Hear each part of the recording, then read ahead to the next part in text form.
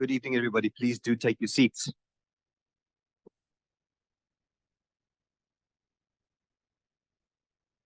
A very warm welcome to all of you, a warm Wits welcome to all of you. My name is Professor Garth Stevens. I'm the Deputy Vice Chancellor for People Development and Culture, responsible for overseeing all matters professorial in the Faculty of Commerce, Law and Management. And it is truly a pleasure to be with you all this evening at this inaugural lecture by Professor Umakrishnan Kollamparambil from the School of Economics and Finance. Of course, we know you as Uma, right? So a warm welcome to all of you. And let me take this opportunity to formally acknowledge all of you here tonight on behalf of Wits University, as members of the Wits community, as colleagues, as students, as friends, and as family members of our inaugurating professor. I'd like to also welcome Professor Jason Cohen, the Dean of the Faculty of Commerce, Law and Management, who will deliver the vote of thanks, and of course, a very special welcome to our inaugurating professor, Professor Uma Kollamparambil, who, by the way, is also the head of school. And this is why we don't have a third person sitting in the front row with them tonight. I'd also like to, I always do this, I'd like to acknowledge Professor Yunus Ballam. He is a former Vice Chancellor from another institution. Professor Ballam, thank you very much for attending, a long-standing servant of higher education, and of course, a servant in the service of Wits University for many, many years. Tonight is really a moment when the university formally, publicly, and very proudly acknowledges the personal achievements of a scholar as he or she attains the highest rank of an academic within the university, the full professor. This is really an opportunity for us to acknowledge your achievements, Uma, not only in the university, but also in the broader public domain. And so the inaugural lecture is open to any member of the public to share in the knowledge and the scholarship and the expertise of the inaugurating professor. But this is also a moment in which we can acknowledge that this achievement is, of course, never purely about the professor.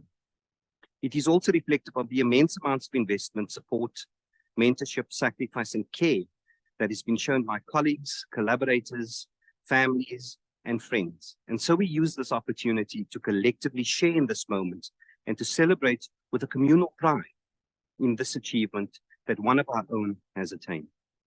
That also, of course, reflects upon us as a community here at Wits.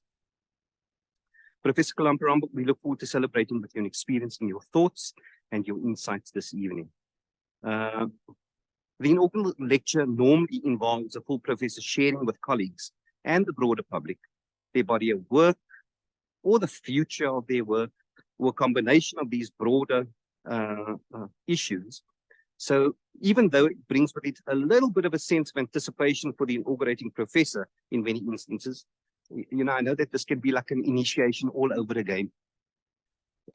Uma's been a professor since 2021 already. And partly because of COVID, partly because of delays that we experienced, the inaugural lecture is only happening at this point. So you're an old hand at being a professor, but I'm sure that there's still a kind of sense of anticipation with this. But, you know, just remember that everybody who's here really wants to be here. They're here because they care about your scholarship, they care about your friendship, they care about your collegiality, they care about you. And so we do encourage you to really just enjoy this as a celebratory event this evening. I was saying earlier on, I've been to many inaugural lectures, and actually they take different shapes and forms. Sometimes people do the reading of a paper, they do a presentation. I've been in inaugurals where people sing, where people dance, where people clap, where they play music. They do all kinds of interesting things.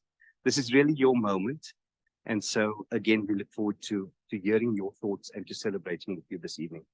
Without belaboring my opening remarks, let me formally call upon the Dean of the Faculty of Commerce, Law and Management, Professor Jason Cohen, to introduce our inaugurating professor. Professor Cohen.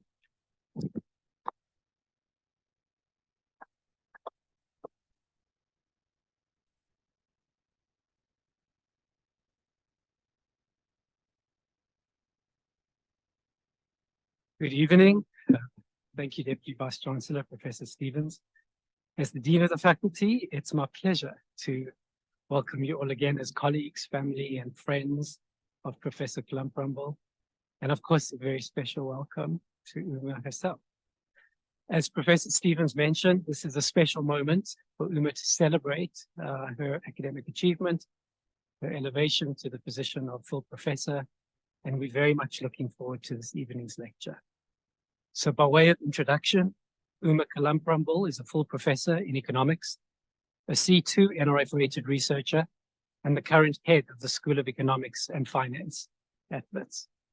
She received her PhD degree in economics from Jawaharlal Nehru University, New Delhi in 2004 for her thesis titled Inter-Source Country Differences of Foreign Direct Investment Behavior, a comparative study of US and Japanese firms in India.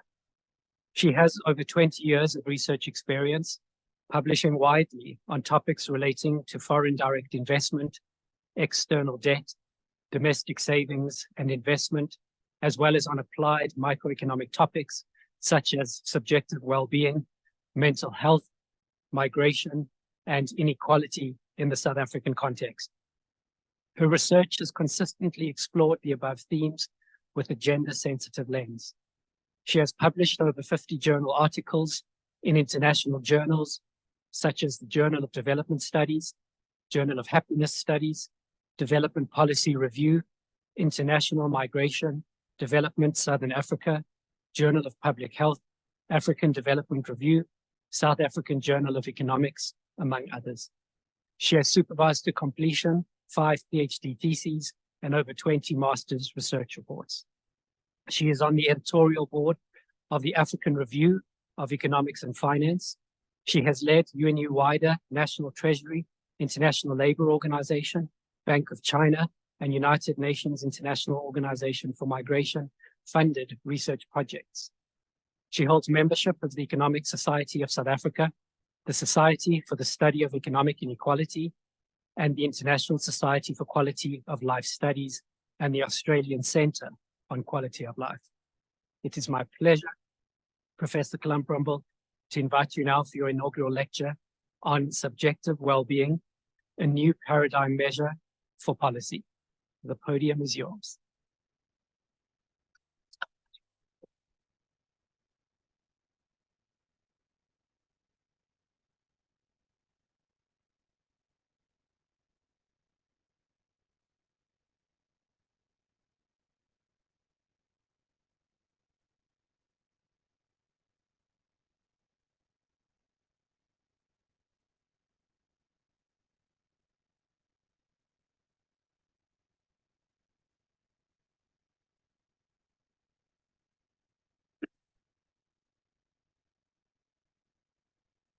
Thank you, Professor Garth Stevens, for the welcome, and Professor Jason Cohen for the introduction.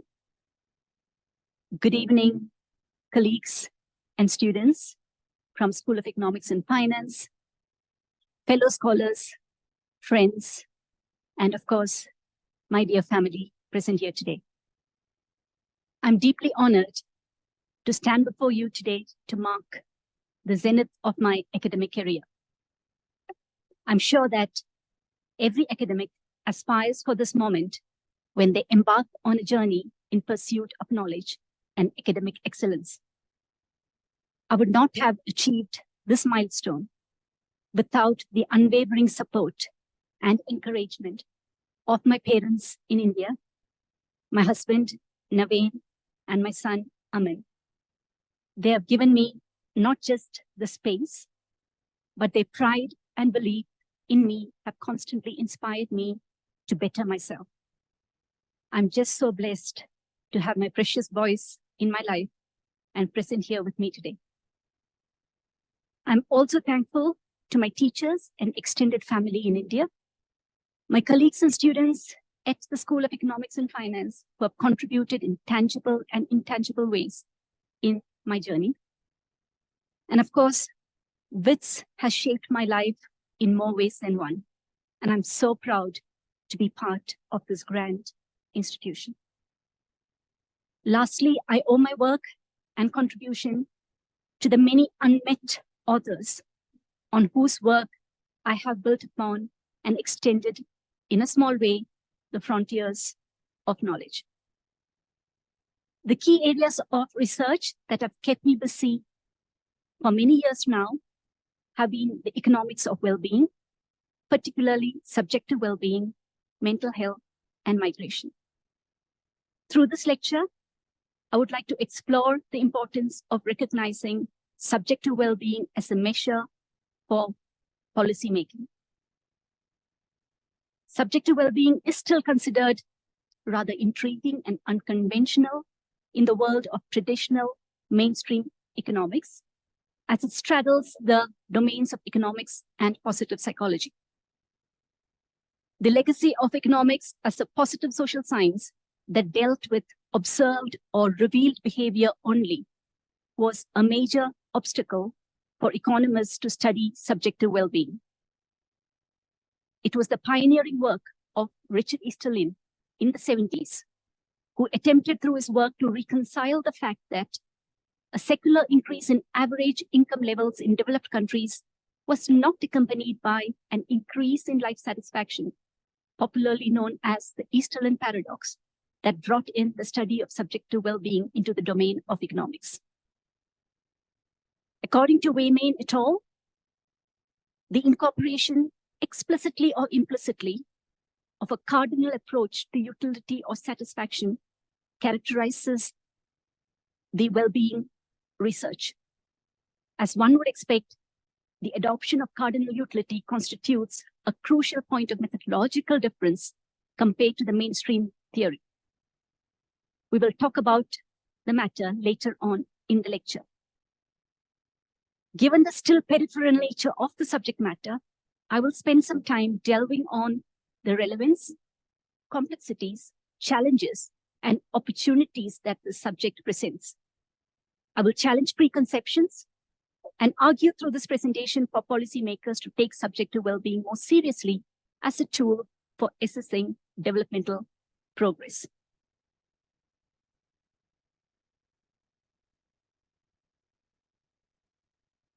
I think I will need help with the clicker here.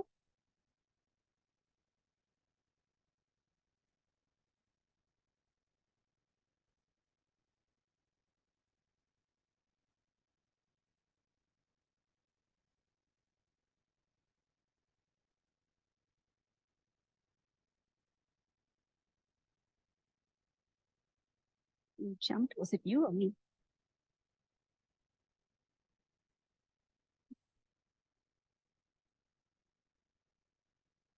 Not just economists, the world in general, and governments and policymakers in particular, have come to accept changes in gross domestic product as the summary measure of a population's development and success. So much so that economic growth has become the primary objective of policymaking. The origins of the use of GDP as a criterion for measuring national progress can be traced back to World War II, as it offered simple quantitative measure that could be readily applied to assess the economic recovery efforts and growth. And of course, the political and economic vested interests, including businesses and economists, favored the use of GDP growth as a primary measure because it often correlated with increased profits and economic activity. Over time, GDP growth became the primary criterion for assessing a nation's economic health and, by extension, its overall progress. I wouldn't go so far as Robert F. Kennedy, who once said, "The gross national product measures everything, in short, except that which makes life worthwhile." But GDP's failure to account for key factors like income inequality, environmental sustainability, unpaid care work, quality of life, and overall well-being makes it severely constrained as a holistic measure of development. Therefore, there has been a growing recognition of the need for alternative, multidimensional measures that can better capture the well-being and quality of life of citizens. The Human Development Index, and the Social Progress Index are two such measures that incorporates additional dimensions such as education, health, quality of life, etc. However, both HDI and SPI are still objective measures, obtained through external measurement and reporting on a limited set of pre-identified indicators.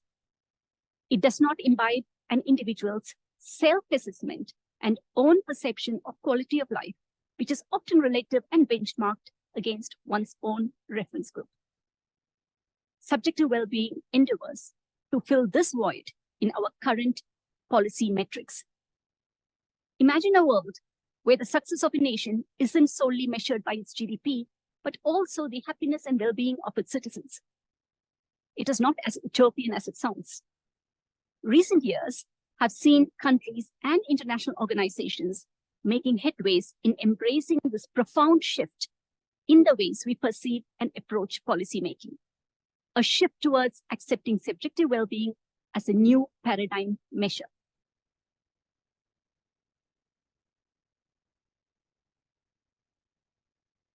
Some countries have already formally recognized happiness as a fundamental human goal.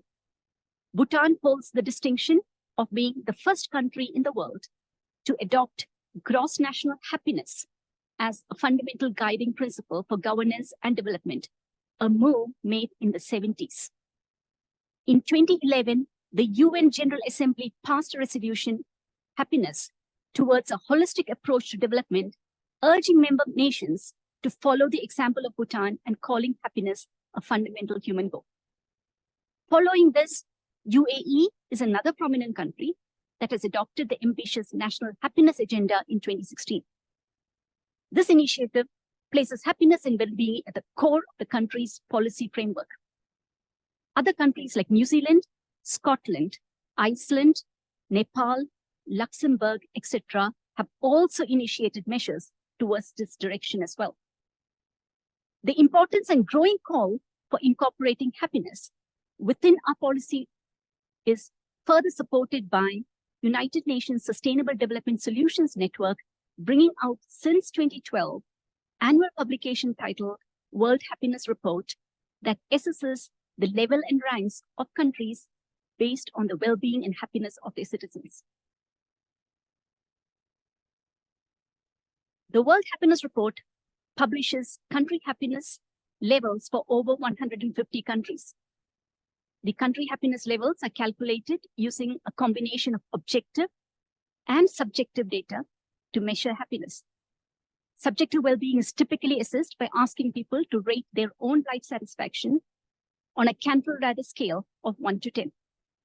The other factors considered include income and economic stability, social support, life expectancy, freedom to make life choices, trust in government and institutions, and levels of generosity in society.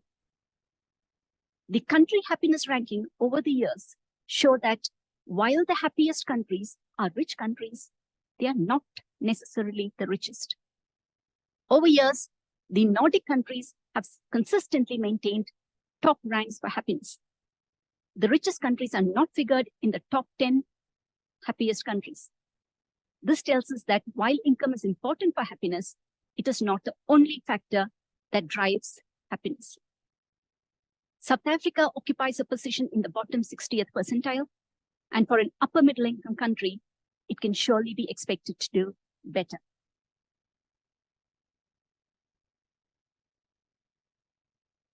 In the introductions thus far, I've tried to lay out the context and background to subjective well-being as a measure of development, why and how it is gaining traction as a measure for policymaking, and how it aligns with the aspirations for a more compassionate, equitable, and sustainable world.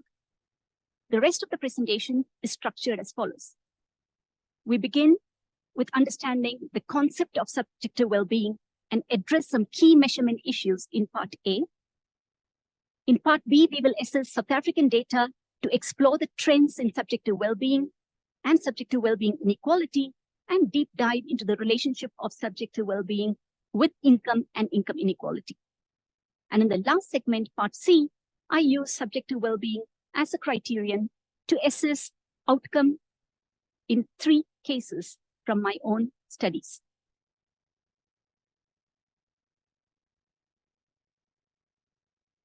Since the 70s, there has been a proliferation of literature exploring the concept of subjective well-being, led by psychologist Diener and economists Richard Easterlin, Richard Layard, David Blanchflower, Andrew Clark, and Andrew Oswald, to name a few.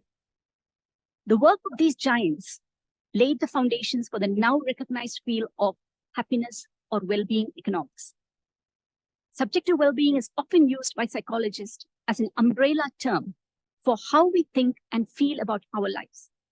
It refers to an individual's overall evaluation of their life and the emotional and cognitive assessments of their own well-being and happiness. The issue of happiness measurement has always been the biggest hurdle of incorporating subjective well-being into economics. In the framework of standard microeconomic theory, a utility function is a numerical representation of a preference ordering with no psychological connotation. In contrast, the term utility, as it is used in literature on happiness and well-being, is strongly linked to pleasure or satisfaction. In this sense, the term total utility is equivalent to the term life satisfaction, which is more common in psychology. This conception facilitates the measurement of utility in the cardinal sense, especially in the context of self-reported measures of utility or subjective well-being.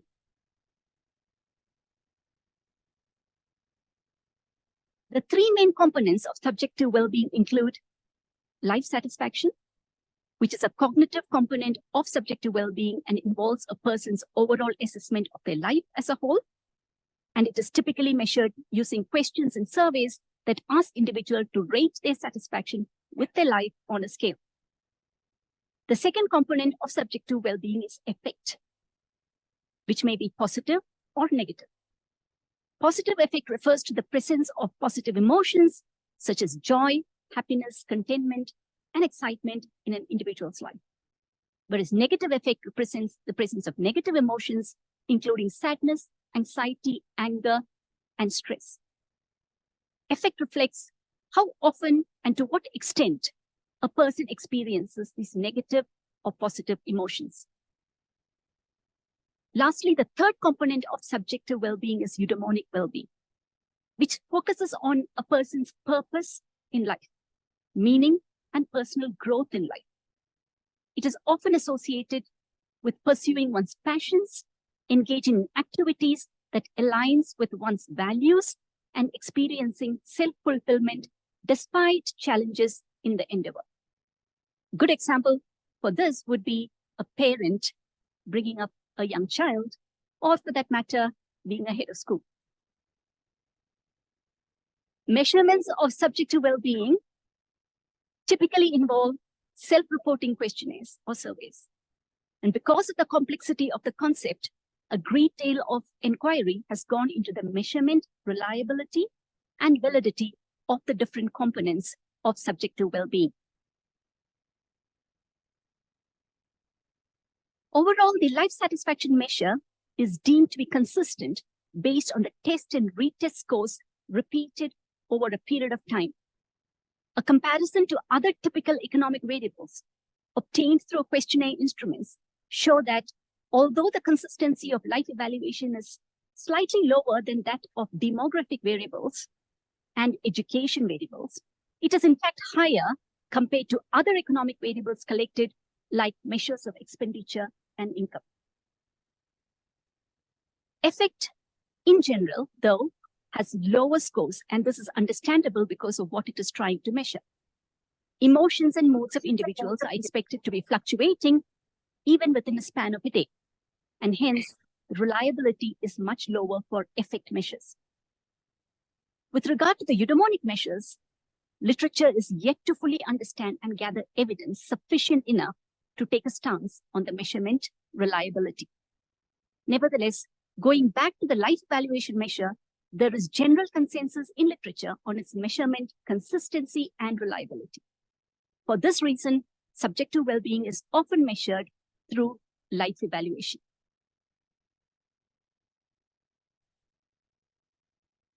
There is also abundant evidence on tests of validity for life evaluation measures through face validity, convergent validity, as well as construct validity. The time taken to respond, as well as the response rate to questions, have indicated strong face validity, indicating that the respondent generally do not find the question difficult to understand or to respond to. Similarly, the convergence of individuals reported life evaluation with the ratings by friends, families, interviewers, as well as biological behavior further support the validity of life evaluation measure. Lastly, in terms of construct validity, where self-reported life evaluation is assessed against known theoretical correlates of well-being, such as income, health, again, proves that life evaluation also satisfies the construct validity criteria.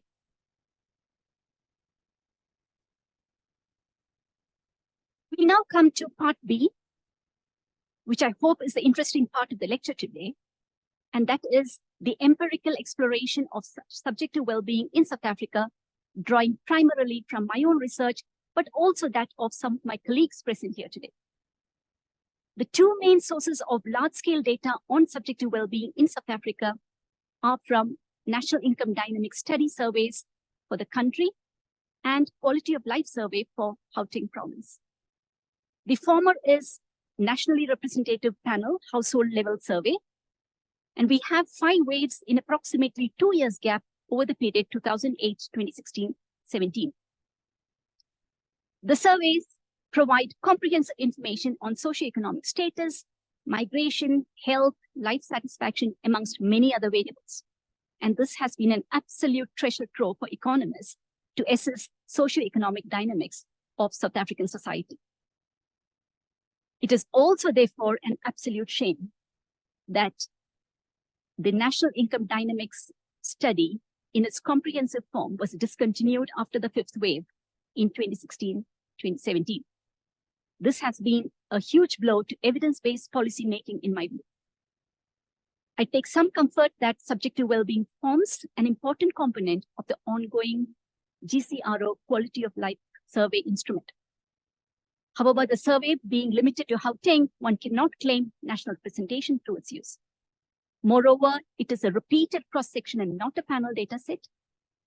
Nevertheless, to the extent that Gauteng accounts for 1/3 of South African population and 2/3 of the country's GDP, can be considered to be a trendsetter for the country.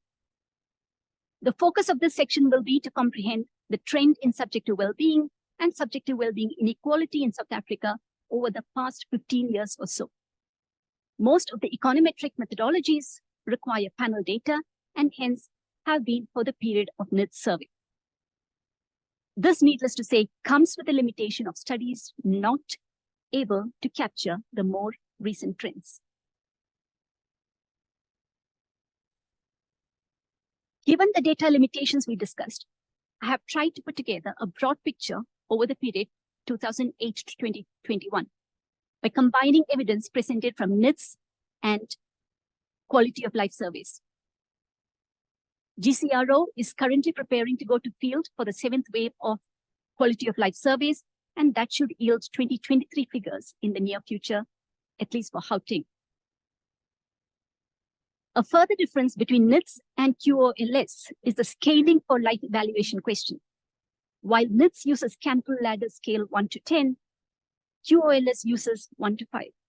And therefore, I've presented the standardized Z scores of both for ease of comparison of trends. We can identify distinct phases in subjective well-being trends since 2008. The first is that of a steep decline in the period 2008 to 2010, of course, coinciding with a global financial crisis, which saw South Africa go into recession. Following that, we have a period of recovery post-2012 till 2016 as the economy recovered. But following 2016, and this is through the QoLS data, we see a decline even before COVID-19 hit. And of course, COVID-19 effect is seen in 2021 round of QoLS with a further sharp decline in average subjective well-being. These trends are more or less in keeping with the trends in South African economy. But what is really interesting is that subjective well-being inequality, as measured by standard deviation, is not aligned with income inequality measures. Income inequality has remained defiantly steady with a Gini coefficient of 0.63 over the period. The steep decline in subjective well-being inequality is therefore in contrast to the stubborn levels of income inequality noted in South African population. This raises interesting questions on the relationship between subjective well-being inequality with income and income inequality, which we will explore further.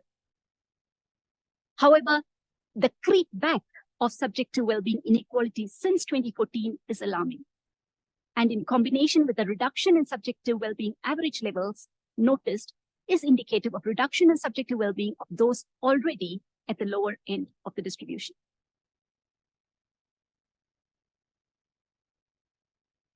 Here we look at the difference in the levels of subjective well-being across population groups as revealed through the first and last NIDS waves. So what is very clear is that there is a distinct difference in the average levels of subjective well-being by sex as well as race groups in 2008. It is heartening to see the gap fall by 2016 and the male-female difference is no longer significant. Overall, the non-Black population continues to have significantly higher average subjective well-being, even though the level has fallen over time. The average subjective well-being of African Black population has, on the other hand, increased over time. The gap reduction between race groups is due to an increase in the well-being levels of the African group and an actual decline in the subjective well-being for the non-African group.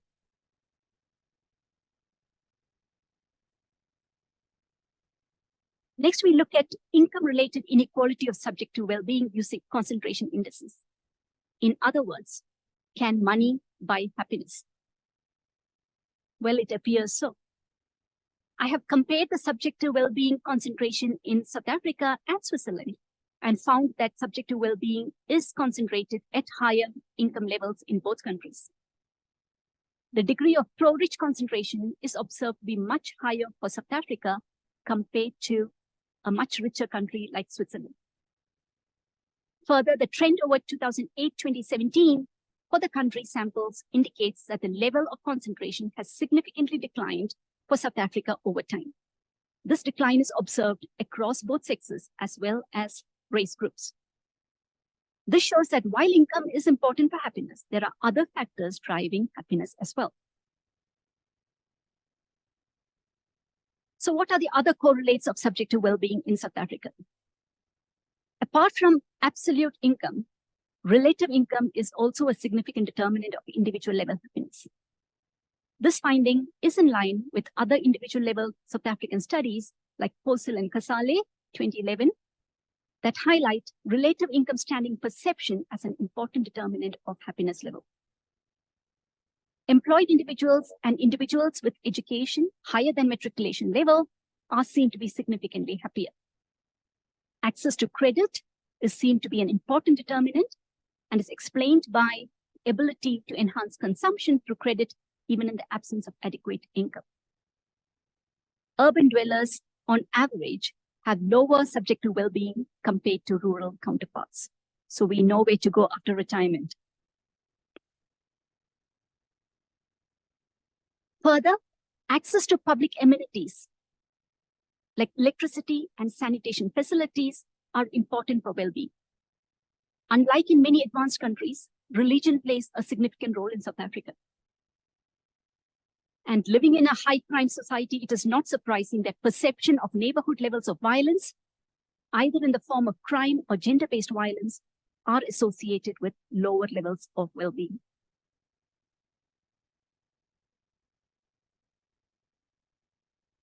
Next, we look at the drivers behind the first phase of SWB trend, namely the increase observed between 2008 and 2014 using the Oaxaca blinder decomposition method. The method allows to decompose the effects from increase in the endowment or explained component or the coefficient effect, which is the unexplained component. Of the 0.123 increase in subjective well-being over the period, the explained component have contributed to the increase in subjective well-being, while the coefficient effect has somewhat mitigated this increase. The endowment effect, through increase in the levels of household income, education, those considering themselves in good health, those who consider themselves relatively rich, those who are married or with a partner, and the employed have contributed to increase in subjective well-being. Further, increase in those with access to public amenities such as electricity, flushing toilets, and bank credit have also contributed to increase in subjective well-being.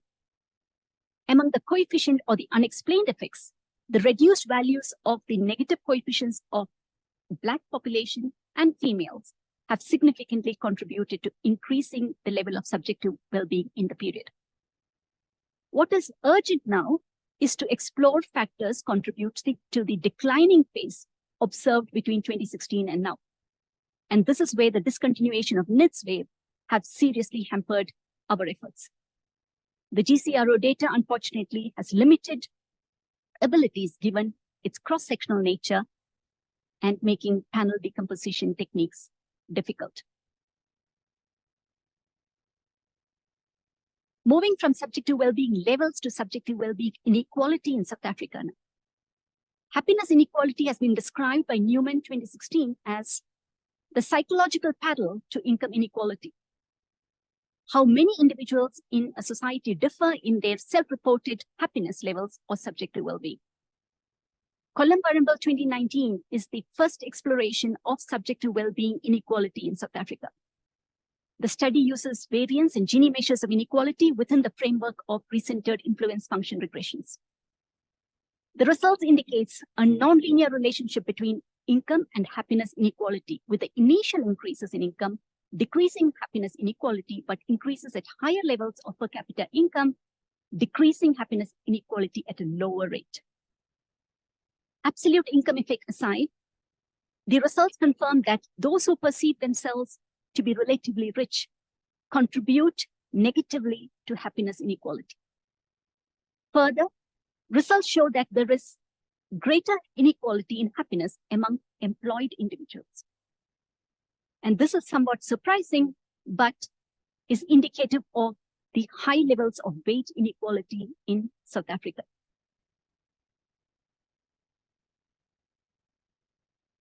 Among the other results, happiness inequality was found to be significantly lower among the married, the healthy, the religious, and those living in houses with electricity and with higher levels of education.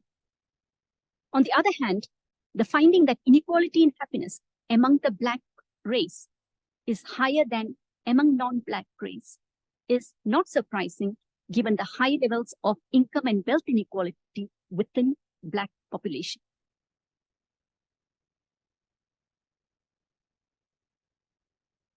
Next, we look at a summary of the contributors to the decline in subjective well-being inequality observed over 2008-2014.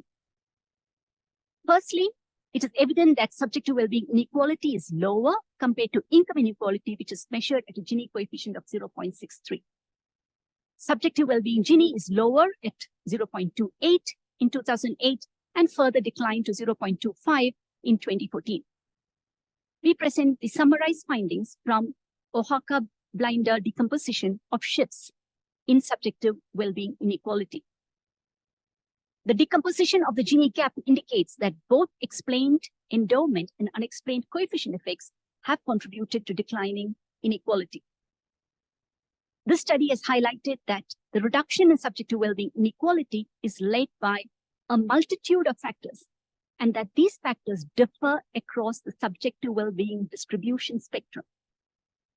Greater access to public amenities among those on the lower subjective well-being distribution, and lower returns to relative income and good health among those on the upper end of the subjective well-being spectrum can be said to be the major reasons for a decline in subjective well-being inequality.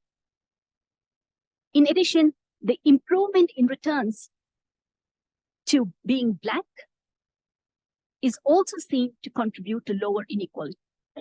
The findings indicate that reduction in the marginalization of the majority Black population has indeed contributed to reducing subjective well-being inequality, even in the context of increased income inequality. Employment, however, stands out starkly as being positively contributing to subjective well-being inequality. This highlights the need to address not only the unemployment problem, but also the wage gap issue in order to further reduce inequality. The findings of this paper are important in identifying avenues for targeted policymaking intervention to reduce subjective well-being inequality further in South Africa.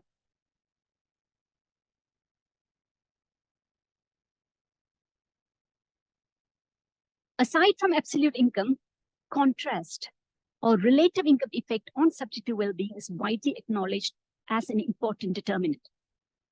The two elements of contrast are social contrast and intertemporal contrast.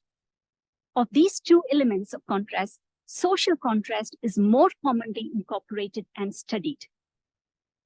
A further finding by my colleagues Postel and Casale, 2011, in this regard is that perceived or subjective ranking matters more than objective ranking. Intertemporal contrast, on the other hand, measures the changes in an individual's own subjective well-being over time.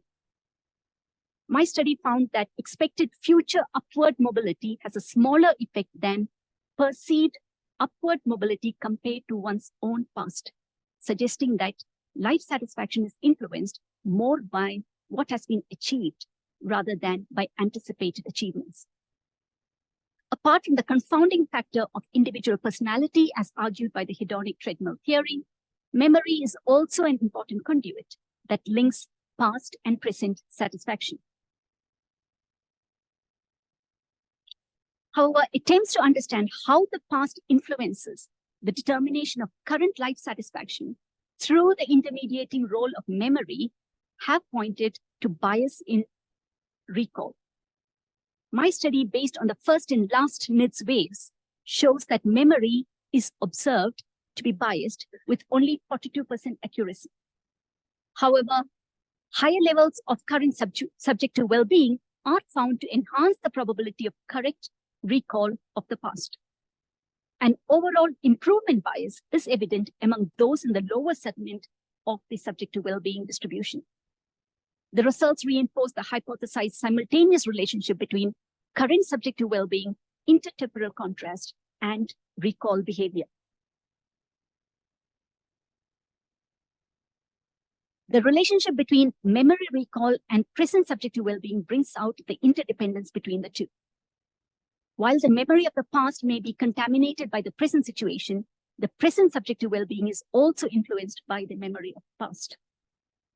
I use Lubel's heteroskedasticity-based instrumental regression to account for this endogenous relationship between subjective well-being level and recall of past subjective well-being.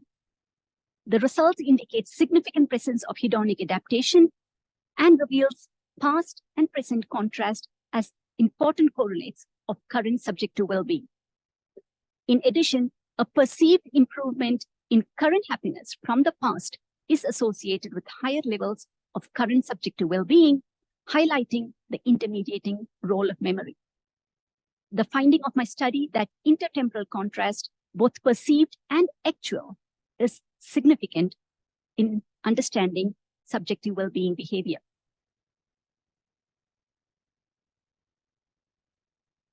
We now take up an important topic of intergenerational subjective well-being mobility. Intergenerational well-being mobility is a key measure of social and economic opportunity within a society. It reflects the extent to which individuals can improve their socioeconomic status compared to their parents. Therefore, understanding and promoting intergenerational mobility is important for creating more equitable societies. Studies have assessed intergenerational mobility primarily from perspectives of income or education thus far.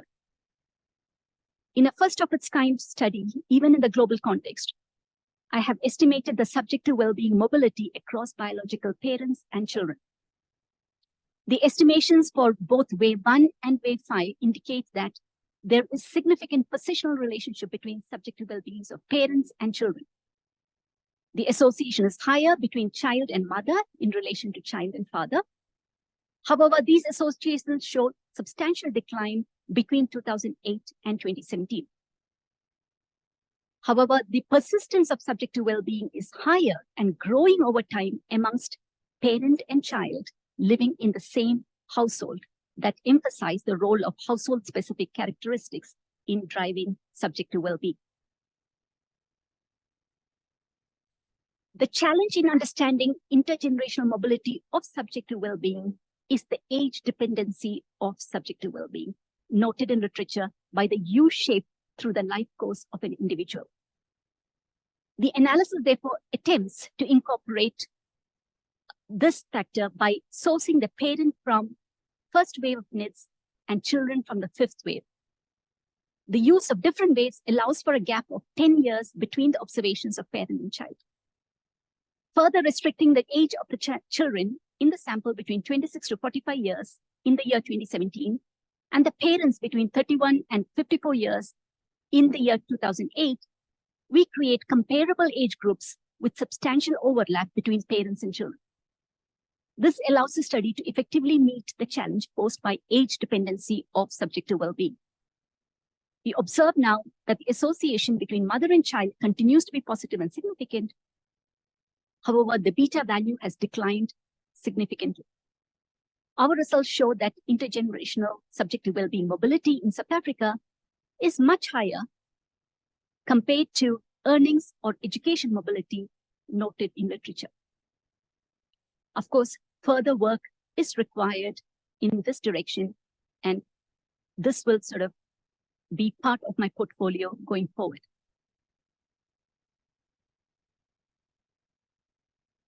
We now come to the final segment of the lecture, where I present 3 of my studies in support of the use of subjective well-being as a measure of policy outcomes.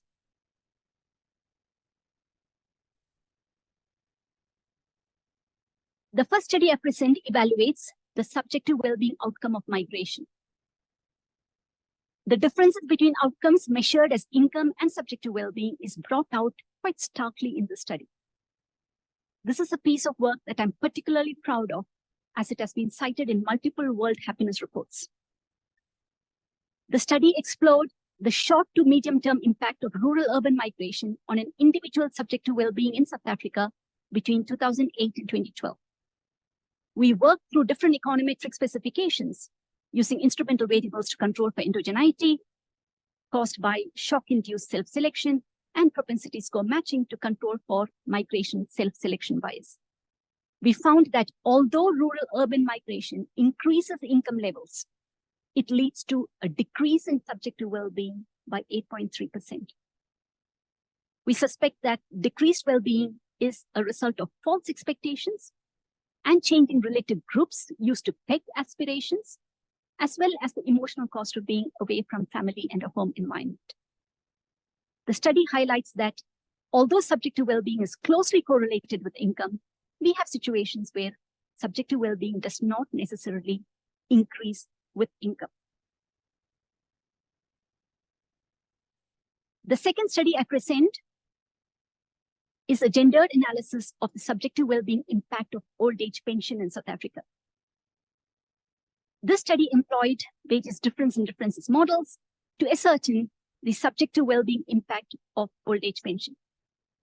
Results from these models established that receiving the grant positively and significantly contributes to an individual's happiness and is critical for these vulnerable groups without which they would not be able to survive. However, a gendered analysis further revealed that this effect is led by the female sample. Our findings, together with Ratchford 2006, who showed that old age pension significantly reduces labor supply, raises the question whether equalizing the qualifying age for OAP across genders, finalized in 2010, is yielding benefit in terms of improving subjective well-being in South Africa. The finding also lends credit to the argument to further explore gender specificities in the basic income grant discussions.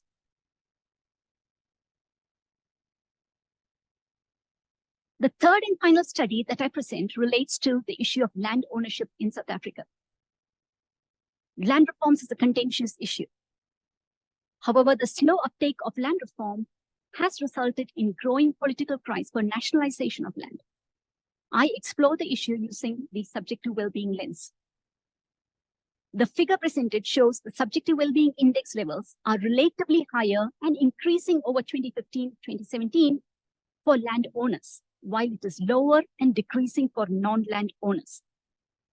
Amongst the landowners, private landowners have a higher subjective well-being index compared to communal right holders. Interestingly, the difference in subjective well-being between non-land owners and communal land holders is not significant. After controlling for income and other predictors of subjective well-being, the results reveal that land ownership and tenure variables continue to yield positive coefficients statistically significant at 99% confidence level. The findings show that apart from income generation and mortgage financing channels that conventional development theory suggests, land ownership improves the subjective well-being through a whole gamut of psychological and emotional benefits. This further strengthens the argument for land reforms in favor of private land ownership in South Africa.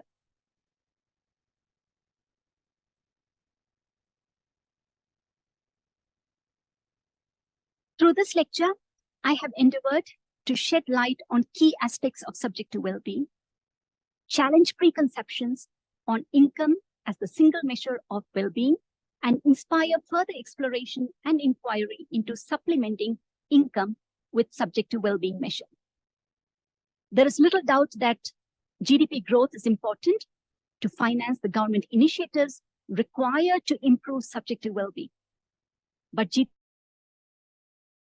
does not guarantee that all citizens will benefit equally, and it may not address non-material aspects of well-being such as social cohesion, personal fulfillment, and mental health.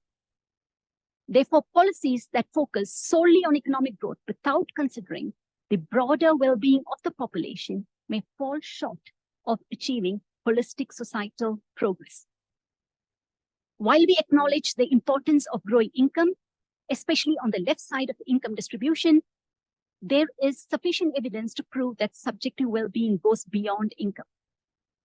I therefore call upon the South African government to recognize subjective well-being as an official measure for evaluating its policy interventions and as a key objective of progress and development along with gross domestic product.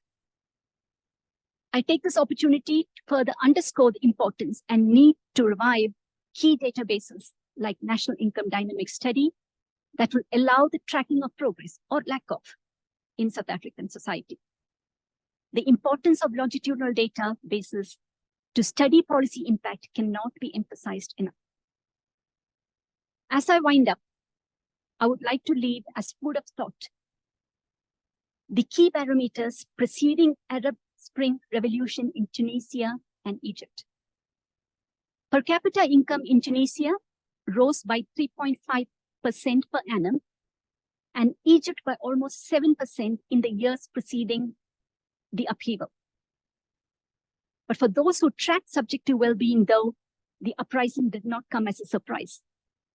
The warning and red flags were very much there, with widespread decline in life satisfaction amongst the population in these countries reported prior to the revolution. Although I hate ending on an ominous note, the decline in subjective well-being trends in South Africa since 2016 is to me a huge wake-up call for our government and civil society in general. I hope that by considering subjective well-being alongside traditional economics metrics, policy makers and organizations can create a more balanced and effective strategies for improving the lives of our population. With that, I thank you all for a patient hearing and your time this evening. I'm very well aware and grateful of everything that each of you had to set aside to be present here today and to share this occasion with me. It has been an absolute honor. Thank you.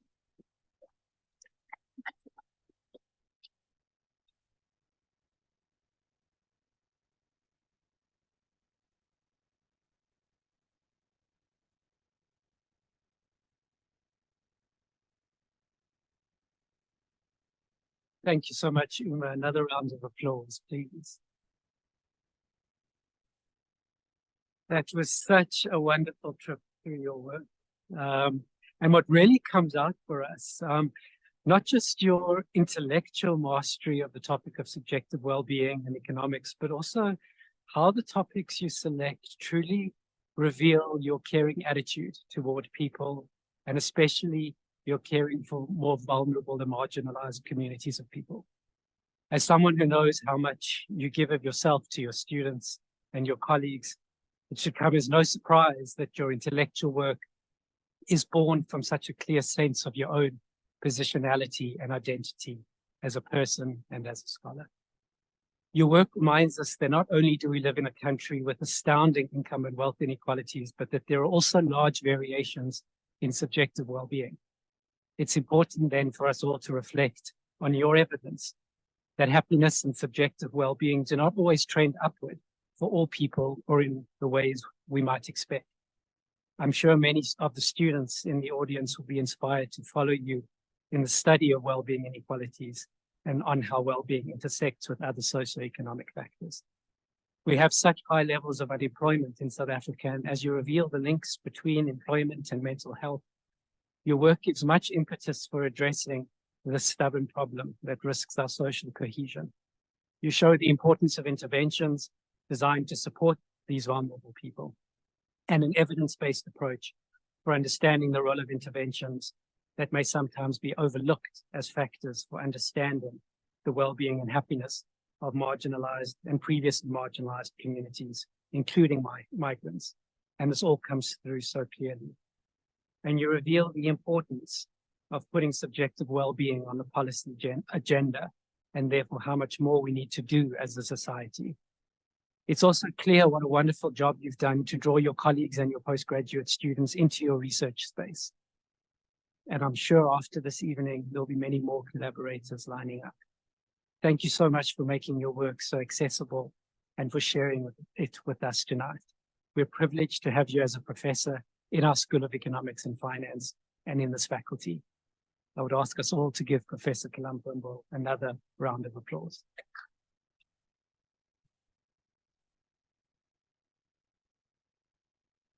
Colleagues, friends, family of Uma, let me thank you for joining us this evening. Thank you for being here to support her and to celebrate with us. Let me thank colleagues from across the university for joining and those online, and to our functions and event team for organizing and making sure everything ran smoothly tonight. I welcome you all to join us for some refreshments in the foyer outside and a chance to catch up with each other and, of course, to congratulate Uma. This evening is all about Uma. I'll ask the Deputy Vice-Chancellor and Professor Kollamparambil to lead out the academic procession, and we will meet you outside afterwards. Thank you.